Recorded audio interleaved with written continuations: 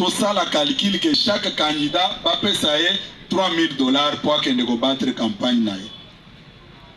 Tout se retrouver dans des 80 millions de dollars. Mbongo wana nani akopesa yango. Et puis motema mabe batu bazana yango. Kabila a géré ce pays pendant 18 ans. Kambongo apesi batu. Eza processus nini.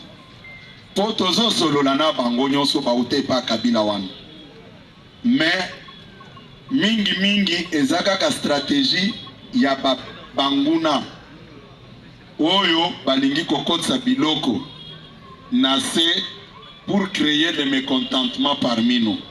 Comment yoko prétendre kozala candidat puisque caution biso nde tofutelio siko zolo bapona kosala campagne biso tofutelo lisusu, c'est-à-dire yo o préparaki eloko moko te ata bino moko boza d'accord na makambo wana